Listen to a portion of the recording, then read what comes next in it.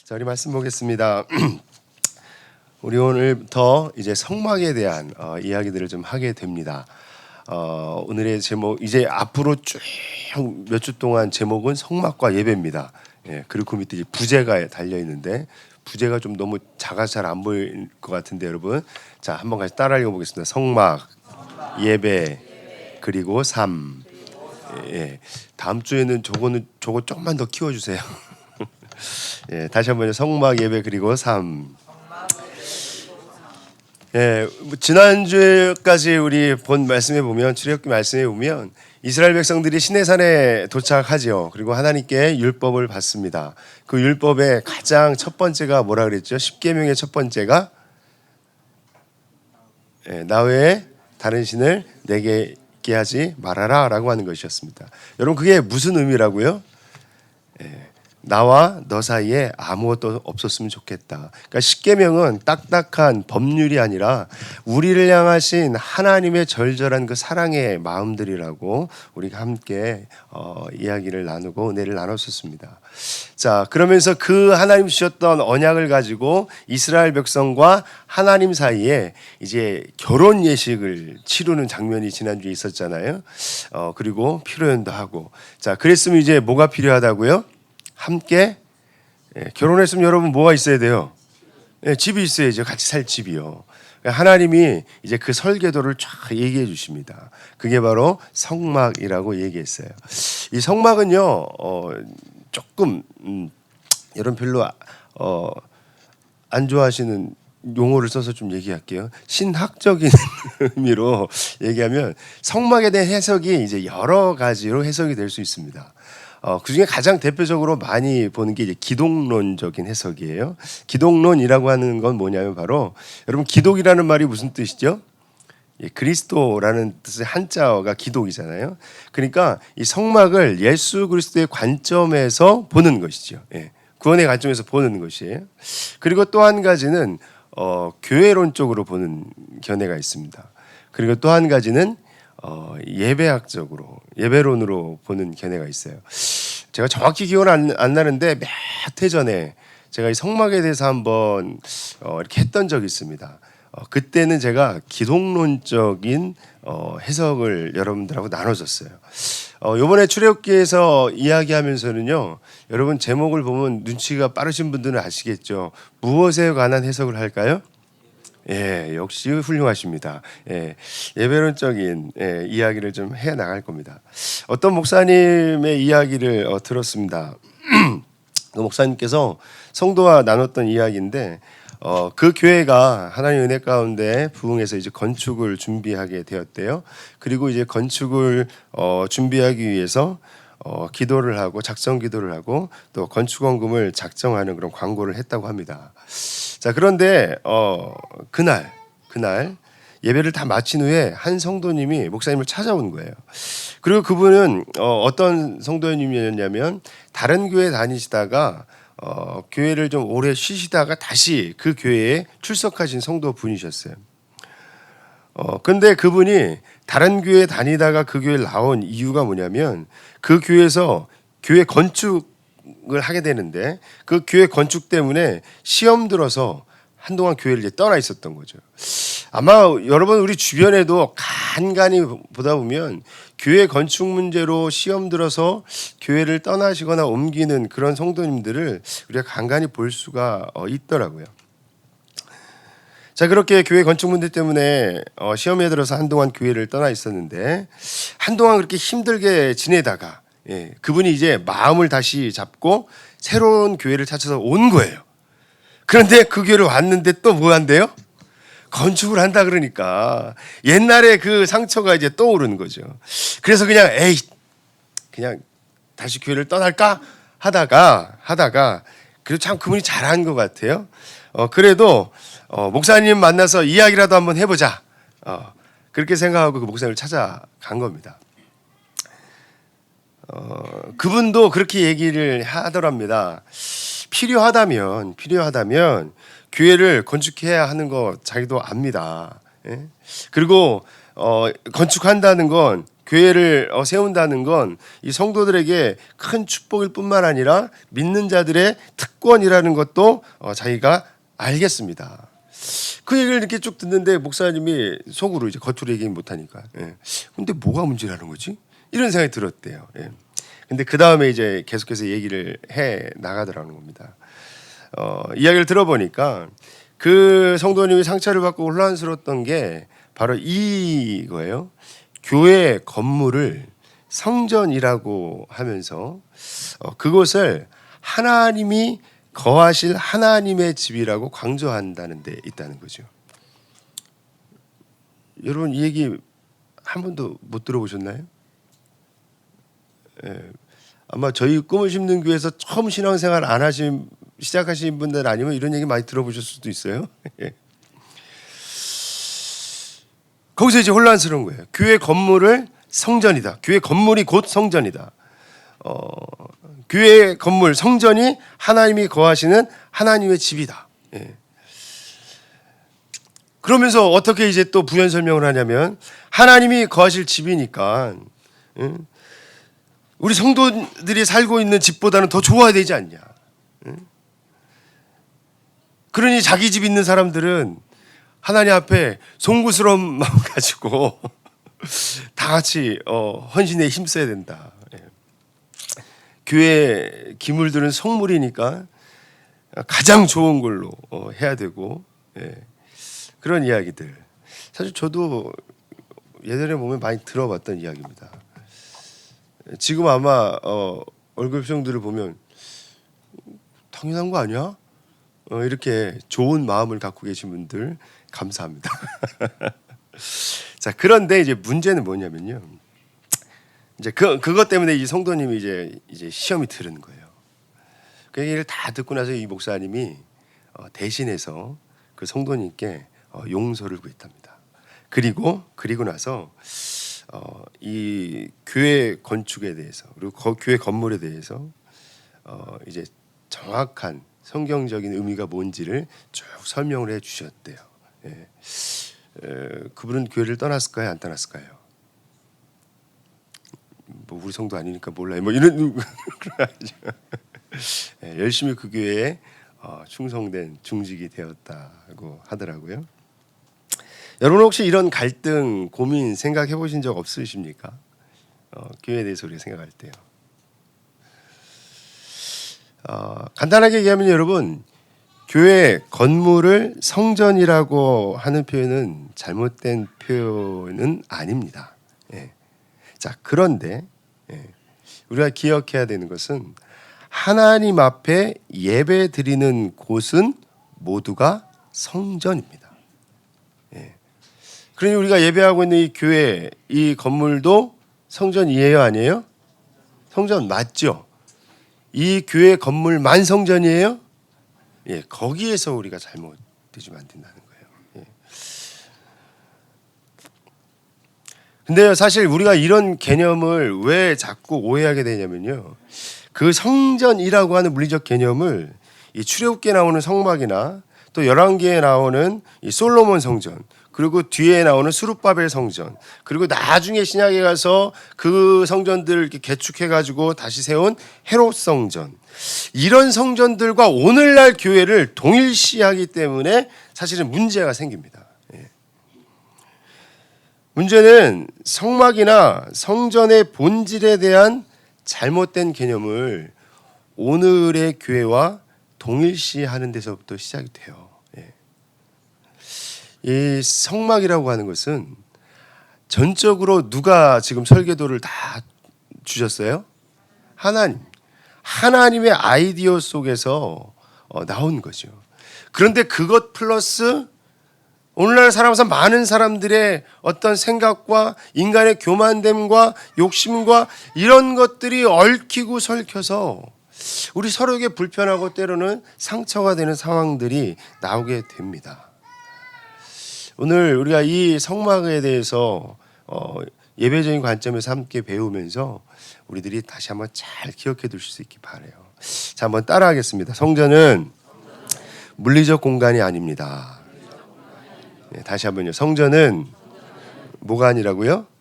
물리적 공간이 아닙니다. 자, 이렇게 앞에서 얘기한 것처럼 정말 이렇게 얽히고 설킨 막 실타래와 같은, 여러분 그것을 어떻게 풀어가야 될까? 우리가 어떤 생각을 가지고 있어야 될까? 그것을 풀어가는 그 시작은요, 바로 성전은 절대로 하나님이 사시는 집이 아니라는 개념을 우리가 알아야 됩니다. 예. 자, 뭐라고요? 성전은 하나님이 사시는 집이 아니다. 중요한 단어가 있어요. 절대로. 예. 절대로 하나님이 사시는 집이 아니다라는 거죠. 예. 사실 이 단순한 성전에 하나님이 사신다고 그렇게 이야기하니까 사실 그것이 문제가 되는 거예요. 그것을 특별하고 거룩하게 구별하고, 우리가 하나님 앞에 예배하는 곳이기 때문에, 예배하는 성전이기 때문에 우리에게 하나님께서 허락하여 주신 이 공간, 이 물리적인 예배당을 우리가 잘 가꾸고 하는 것은 너무나 중요하고 소중한 마음이지요. 그런데 마치 이 공간이 세상의 다른 공간과 구별되어져서 이곳만이 거룩한 것처럼, 그렇게 이원론적으로 생각된다면 사실 그것이 너무 위험한 생각입니다. 그 장소로만 이 거룩함이 국한되고, 그렇게 되다 보니 그곳에 내가 각종의 어떤 인간적인 생각이 어떤 치장들이 붙기 시작되고, 그렇게 되어지니까 여러분 성전 우상화라고 하는 말이 나오는 거예요. 예, 성전 우상화. 성전만 하나님이 거하시는 집이다라고 생각하니까, 예. 바로 이것이 잘못되어진 그 시작이라는 거죠. 그래서 이사야서 56장 7절에 보면 예수님께서 그 말씀을 인용하셔서 신약이 어떻게 표현하시냐면, 자, 같이 읽습니다. 시작.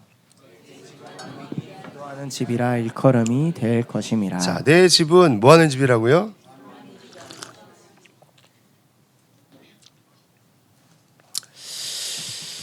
자, 예수님께서 이 이사야서 말씀을 가지고 내 집은 만민이 기도하는 집이다라고 그렇게 이야기하십니다.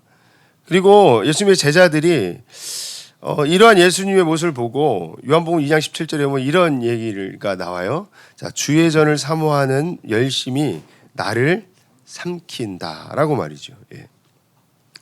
그 시편 69편 9절에 나오는 그 말씀을 인용해서 이야기하는 건데, 예수님께서는 이 성전에 대한 그 답을 사실은 정확하게 보여주시고 계신 거예요. 여러분, 성전은 중요합니다. 그런데 왜 중요할까요? 왜 중요할까요?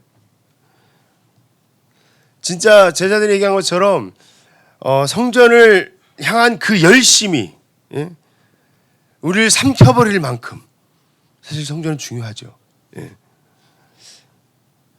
하지만 그것은 하나님이 거하시는 국한된 집이어서가 아니라 하나님의 사람들이 뭐 하는 곳이요? 기도하는 것이에요. 1차적으로는 우리가 알고 있는 그 기도입니다. 여러분, 그런데 그 기도의 더 깊은 뜻을 우리가 이해한다면, 기도란 어떤 거예요? 단순히 우리의 필요, 우리의 요구, 우리의 어떤 생각, 그런 것들을 하나님께 그냥 다 고백하는, 쏟아내는 그것이 기도인가요? 더 근본적인 기도의 목적은 하나님 우리의 기도하라고 하시는 건, 쉬지 말라고 기도하시는 건 왜 그런 것이에요? 나는 너희들의 모든 이야기를 들을 만큼 청력이 좋고 막 그러니까 너희들의 모든 필요와 요구와 막 그런 뭐 것들 향해 다다다 쏟아내도 난 괜찮다. 그런 차원일까요? 여러분, 기도는 뭐라 그랬어요? 우리가 이야기하는 것뿐만 아니라 더 중요한 건 뭐예요? 말하고 듣고, 말하고 듣고. 여러분, 그거죠. 예. 기도한다는 것은 바로 그러니까 하나님과의 교제가 이루어진다는 거예요. 하나님과의 만남이 있다는 거예요. 예.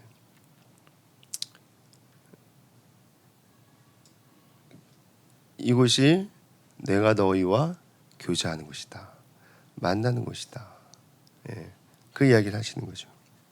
우리 옛날 노래에 보면 그런 노래 있잖아요. 비둘기처럼 다정한 사람들이라면, 그다음 셋, 넷. 장미꽃 넝쿨 우거진 그런 집을 지어요. 저는 이 노래 이렇게 설교 주면서 문득 생각해보니까 엄청 은혜가 되더라고요. 예, 왜 그런가 하니 여러분 가사가요. 예, 장미꽃 넝쿨 우거진 멋진 집을 지어놓고 거기서 살자 이게 아니라 예, 비둘기처럼 다정한 사람들이라면 예, 그런 사람들이니까 우리가 그렇게 아름다운 사람들, 사랑하는 사람들, 좋은 사람들이 함께 거할 것을 함께 만들어가자라고 하는 것이죠. 하나님께서 그렇게 우리에게 말씀해주고 있는 겁니다.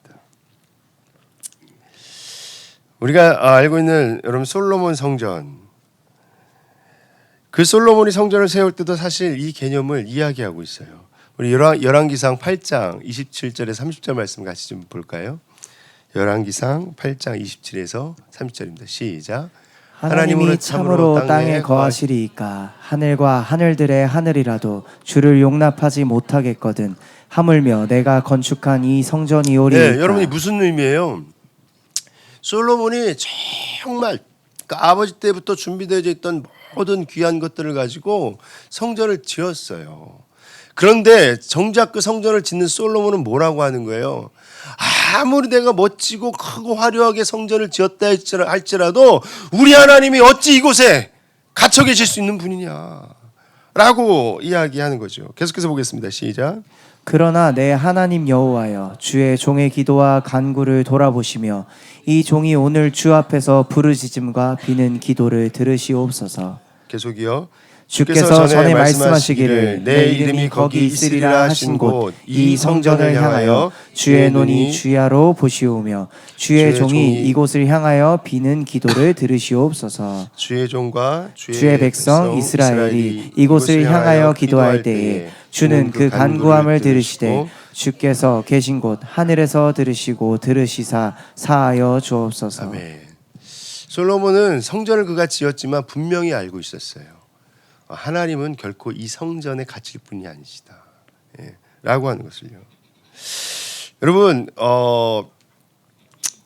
성전 짓는 거 이야기할 때 많이 거론되어지는 이야기 중에 다윗 이야기를 합니다. 다윗이 성전을 짓기 위해서 모든 것들을 막 준비할 때에 어떤 마음으로 여러분 그랬었어요? 나는 이렇게 백향목 궁에 사는데 하나님의 집이 저렇게 초라해서 되겠냐? 예? 여러분 그런 얘기 많이 들어보셨죠? 예. 그러니까 여러분 성경을 봐야 돼요. 다윗은 그렇게 얘기하지 않았어요. 예? 다윗은 그렇게 얘기하지 않았다고요. 예. 자, 사무엘하 7장 2절을 보죠. 시작. 왕이 선지자 나단에게 이르되 볼지어다 나는 백향목 궁에 살거늘 하나님의 궤는 휘장 가운데에 있도다. 나는 백향목 궁에 사는데 하나님의 집이 저 모양이다. 하나님이 저렇게 초라한 천막 가운데 있다. 이렇게 얘기하셨어요? 얘기했어요? 뭐라고 얘기합니까? 하나님의 궤요. 하나님의 궤. 예. 하나님의 궤가 뭔지 아시죠? 예. 그걸 얘기한 거예요. 다윗은요. 예.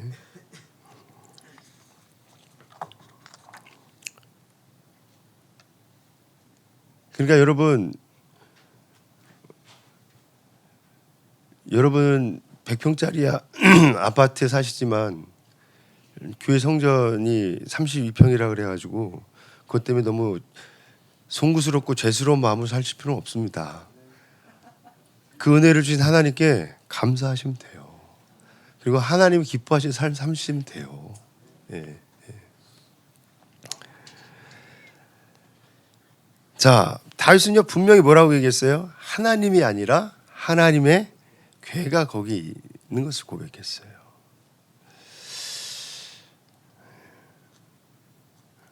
자, 그런데 이 성전의 오리지널이라고 할 수 있는 이 성막을 보면 오늘 말씀 중에도 8절에 오늘 본문 여러분이 한번 보세요. 본문.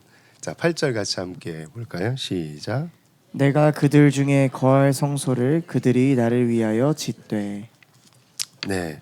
여기 보면 내가 그들 중에 뭐할? 거할 성소, 이 거한다라는 그 히브리어 단어가 샤칸이라고 하는 그 단어를 씁니다. 예. 자,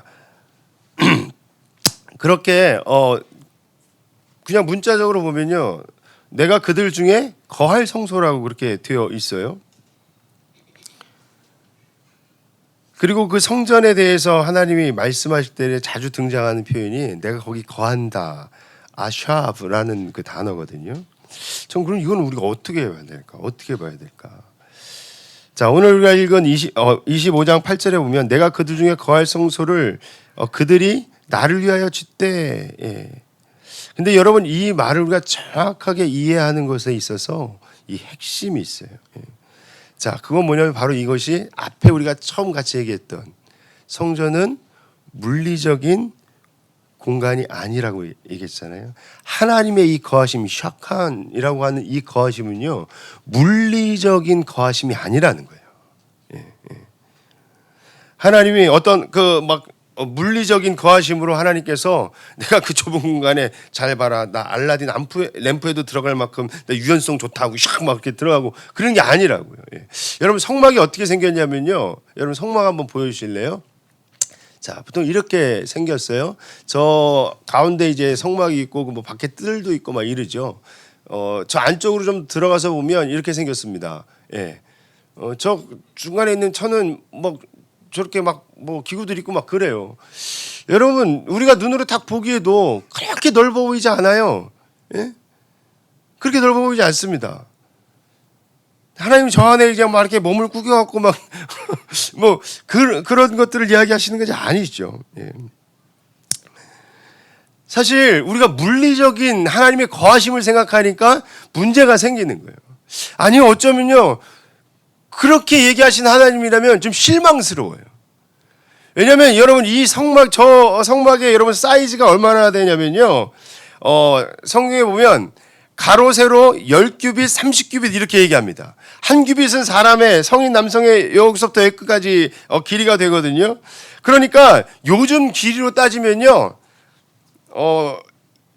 약 10m 15m 정도 되는 거예요. 예? 지금 우리 이 성전보다 폭은 좁고요, 요 길이가 저기 복도 있는 데 정도까지 되는 거예요.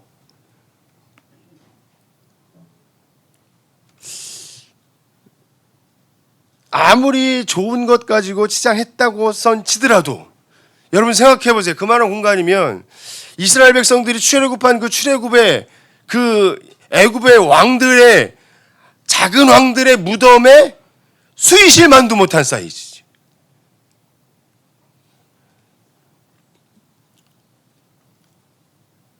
아우, 우리 하나님 스케일에 좀 너무 실망스럽지 않습니까? 물리적인 공간으로 온다면요. 예. 자, 두 번째는요. 진짜 우리가 물리적인 어떤 하나님의 거하심으로 본다면 좀 그러한 좀 실망스러움이 있어요. 무엇이냐면 하나님의 속성에 대한 실망이에요. 내가 지금까지 알았던 그 하나님의 속성, 그 하나님의 성품에 대한 실망스러움이 몰려와요. 왜 그런가 하니, 하나님이 그렇게 물리적인 자기 집을 짓기 위해서 온 백성이 가진 좋은 것들을 다 걷어들이고, 그리고 보란듯이 그것을 이스라엘 백성들이 있는 그 진 한복판에다가 호화로운 천막을 세웠다. 여러분, 이거는요, 고대 근동에 흩어져 있는 그 많은 못된 독재자들, 그 못된 왕들이나 할 짓이에요. 그럼 우리 하나님이 그 이방의 왕들과 다를 게 뭐가 있냐고요. 악독한 그 왕들과 다를 게 뭐하고 있냐. 우리가 아는 하나님의 성품은 어때요? 하나님은 선하시고 인자하시고 사랑이 끝이 없으시고, 우리는 그 하나님을 알고 있는데 그 하나님이 이제 보니까 욕심꾸러기의 독재자네. 아주 너무 실망스러운 거죠. 자, 그렇다면 하나님이 그 성막을 우리에게 주신 이유가 뭘까? 그 성막이 우리에게 주시는 그 의미가 뭘까? 다 같이 한번 따라하겠습니다. 너의 삶에, 너의 삶 중심에 성막을 세워라. 라고 하는 것입니다.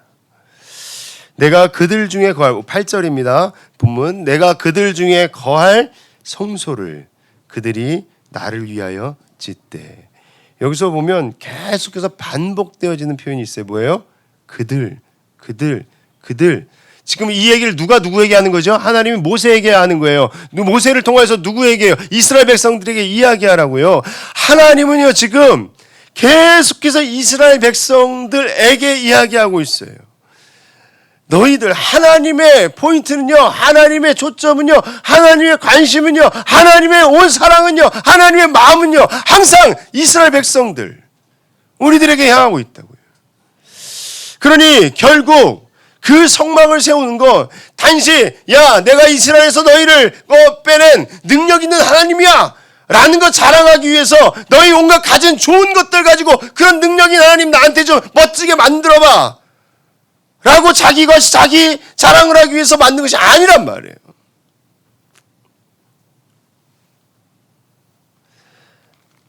하나님이 너희들 가운데 언제나 함께하고 있다 라고 하는 그 약속을 우리에게 보여주시는 겁니다. 한번 따라하겠습니다. 하나님이 우리의 삶 가운데 계시기를 원합니다. 하나님은 한시도 변함없이 너희가 피곤한 몸을 이끌고 아침에 일어나서 또 반복되어지는 듯한 직장으로 출근하는 그 가운데도 함께 있기를 원한다. 네가 육아와 남편 뒷바라지와 여러 가지 집안일로 지쳐서 머리에 까치 한 마리 와서 앉아도 이상하지 않을 정도의 모습을 가지고 그냥 축 처진 어깨로 싱크대 앞에서 설거지하고 있는 거기에도 난 함께 있기 원한다. 그게 하나님의 마음인 거죠. 그래서 여러분 성막은요 어떤 신비한 산, 성경에서 무슨 산이겠어요? 신의 산 막 이런데 그 꼭대기에 있지 않았어요. 어디에 있어요? 이스라엘 백성들이 그냥 살아가고 있는 삶의 그 거처 그 한가운데 있었다는 거죠. 바로 하나님이 우리 인간은 여러분 어때요? 물리적인 한계에 늘 부딪힐 수밖에 없죠. 당연히 그런 존재니까요. 그런데 그것을 뛰어넘는 그 하나님께서 물리적인 한계에 있는 우리를 위해서 오셔서 내가 너희의 삶 한가운데 있다라는 것을 보여주시는 그것이 성막이라는 거예요. 여러분 지금 이 이야기를 들어보면 무엇과 똑같아요? 예수님이 이 땅에 오실 때 그의 이름을 뭐라고 했어요? 임마누엘이라. 인간은요 하나님께 갈 수 없어요. 하나님 선택하신 건 뭐예요? 내가 너희에게로 갈게. 임마누엘, God with us. 내가 너희와 함께 있는다. 성막은 바로 우리에게 그것을 보여주고 계신 겁니다. 성막은 레바논의 백향목이나 어떤 좋은 수입자재 그런 것이 아니라 그래서 하나님이 너희가 가지고 있는 것 중에서 그리고 그들이 거하는 것과 똑같은 모양의 천막의 모양으로 짓게 하셨어요. 여러분 그래서 이렇게 가끔 보면요 사회적으로 세상을 떠나서 막 따로 막 신앙촌을 이뤄야지 막 이런 그런 집단들 있잖아요. 그 대부분이 다 이단입니다. 예. 확실합니다. 예. 궁극적으로 하나님이 원하시는 것은 물론 뭐 우리가 어떤 뭐 훈련이라든가 이런 것들을 위해서 어느 일정 기간 동안 그렇게 뭐 기도원을 간다든가 떨어져 있을 필요가 있습니다. 예. 뭐 우리 교회에서도 보면 여름 수련회 같은 거 보면 딱 어디 다른 데 이렇게 가서 뭐 3, 4일 동안 하고 뭐 그러지 않습니까? 그럴 수 있지만 궁극적으로 하나님의 공동체가 이루어지는 것은 바로 우리가 살아가는 가장 일상적인 삶의 한복판이고 그 삶 자체가 하나님과 함께하는 거룩함이어야 한다는 거예요. 그러니까 우리 성도들은 하나님이 여러 가지 모드를 갖고 사는 것을 사실 기뻐하지 않으십니다. 이게 뭔 말이냐? 여러분 요즘 나오는 차들 참 좋더라고요. 예. 요즘 나오는 차들 보면요, 각가지 모드가 있습니다. 모드, 스포츠 모드, 막 4륜 됐다가 막 2륜 됐다가, 예, 막 평지 달리는 모드, 막 이런 막 그런 것들이 있어요. 예. 그때에 따라서 거기에 맞춰서. 근데 하나님은 우리의 삶을 이야기할 때 너희에게 여러 모드가 필요 없다, 그렇게 얘기하세요. 이게 무슨 얘기예요? 교회에서 사용하는 모드. 오늘 주일, 거룩한 주일이 집에 갈 때 나는 집사 모드 장착 축축축착. 안녕하세요. 그리고 이제 뭐 있어요? 집에 갈 때 모드 해체.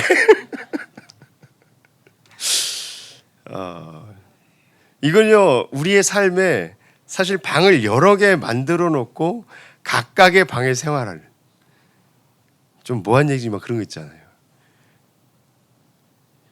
남편이 퇴근하면 한쪽 집에만 와야 돼. 그렇죠? 근데 남편이 가는 집이 여러 곳이 있어. 분명히 호적상으로 보면 저놈이 내 남자인데. 여러분, 그럼 문제예요, 안 문제예요? 두 집, 세 집 살림하면 문제예요, 안 문제예요? 자매님들만 얘기하시네. 여러분, 문제예요, 안 문제예요? 문제죠, 문제죠. 근데 때로는 우리의 신앙생활이, 우리의 삶이, 그리스도인으로서의 내 삶의 모습이 그러할 때들이 있다는 거예요. 교회 모두 다르고, 집안 모두 다르고, 아내 모두 다르고, 엄마 모두 다르고, 아빠 모두 다르고, 다 달라. 주님도 어느 놈과 함께 하셔야 되는지 헷갈리실 것 같아. 근데 여러분, 더 문제는 그렇게 살지만 갈등조차 하지 않는다는 거예요. 우리는요. 그게 너무 익숙해져 있으니까. 하나님은 너의 일상의 가운데 우리가 함께 하기를 원하십니다. 여러분, 성막이 어디에 있었냐면요, 신내산 한 꼭대기 막 이런 데 있지 않았어요. 한번 성막이 어디 있었는지 한번 보여주겠어요? 저희가 지금 동서남북으로, 동쪽에는 12지파가 지금 이렇게 포진해 있는 겁니다. 동쪽으로는 유다, 이사갈, 스불론, 남쪽으로는 루벤, 시므온, 갓 지파가, 그리고 서쪽에는 에브라임, 므낫세, 베냐민 지파가, 그리고 북쪽에는 단, 아셀, 납달리 지파가 지금 이렇게 포진해 있는 거예요. 그리고 어디에 있어요? 가장 중앙에. 여러분, 저 이스라엘 백성들이 이렇게 천막을 치고 살아가는 저곳은 그냥 그들의 생활 터전이에요. 일상이에요. 하나님이 그들의 삶 한복판에 성막을 세우게 하신 것이죠. 내가 어디에 있든지 너희와 함께 있다라는 증거.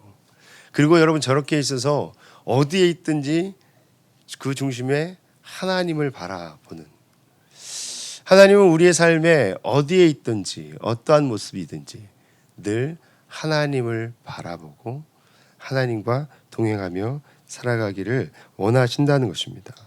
여러분, 이 성막은 하나님께서 직접 디자인하셨어요.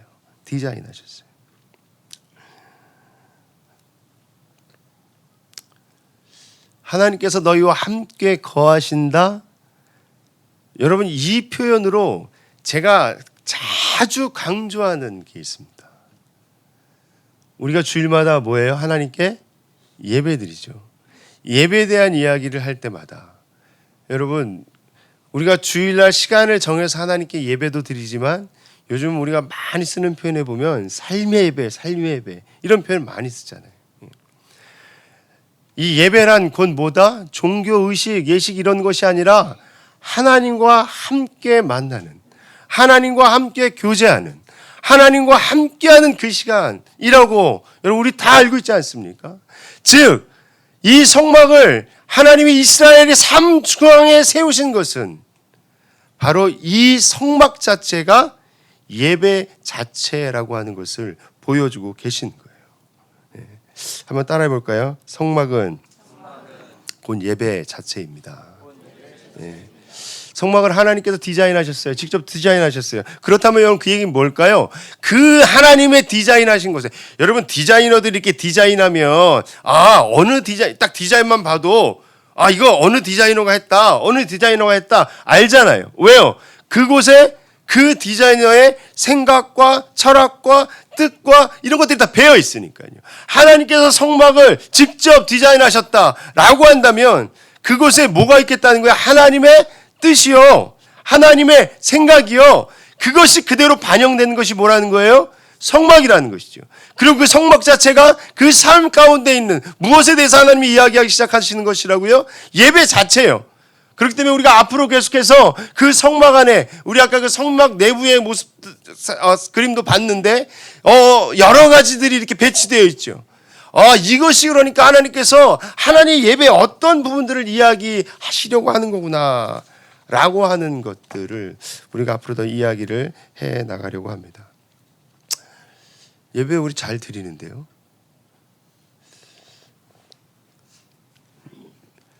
이 예배에 대해서 우리가 이야기할 때 여러분 사실은 예배 안 드리는 것보다 더 위험하고 잘못된 것은요.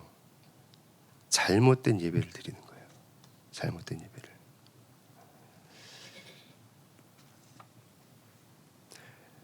성경에서 말하는 우리의 신앙을 망치는 가장 큰 우상 중에 하나는 바로 예배를 안 드리는 것이 아니라 잘못된 예배를 드린다는 거죠.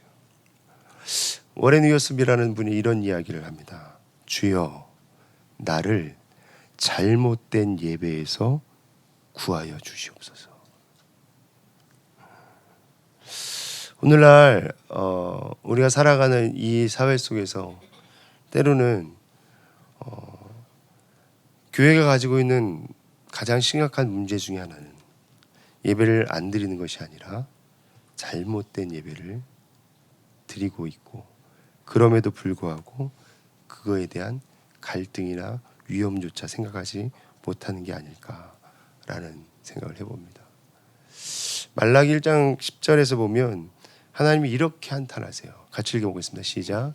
너희가 제단 위에 헛되이 불사르지 못하게 하기 위하여 너희 중에 성전 문을 닫을 자가 있었으면 좋겠도다. 너무 안타까운 얘기 아닙니까? 그냥 성전 문 닫아버렸으면 좋겠다. 이스라엘 백성이요 때마다 하나님께 예배 안 드린 거 아니잖아요. 여러분들 지금 이 자리에 다 너무 아름다운 모습으로 앉아 계시잖아요. 지금 이 순간 내 예배거든.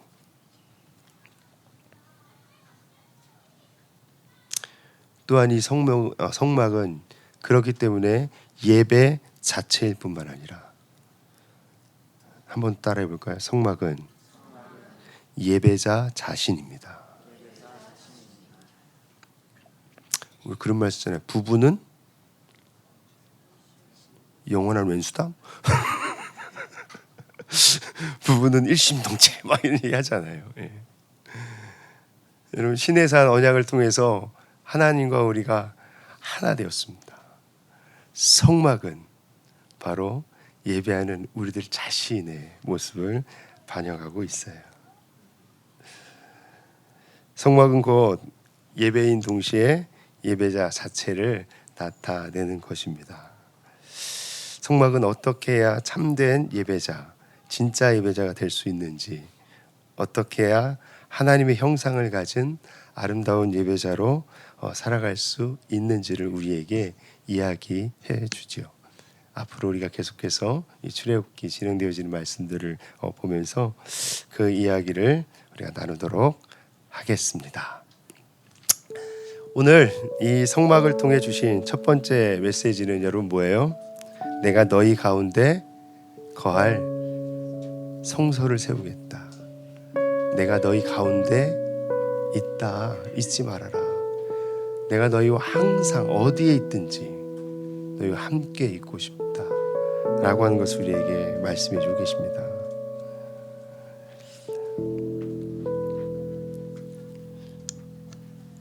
그리고 우리가 하나님 앞에 참된 예배자가 되어서 정말 그러한 우리들이 모여 있는 그러한 하나님이 기뻐하시고 하나님과 동행하는 그런 예배 공동체를 이루라고 주님은 우리에게 오늘 다가오셔서 말씀하고 계신 줄 믿습니다.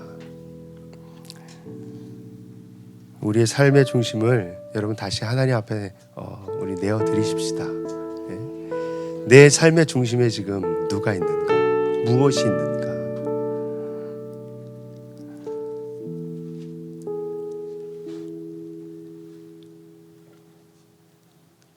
그 중심에 하나님만을 우리 예배하는 우리 꿈을 심는 교회 공동체, 우리 모든 성도들 한 사람 한 사람이 다 되어질 수 있기를 소망하고 축복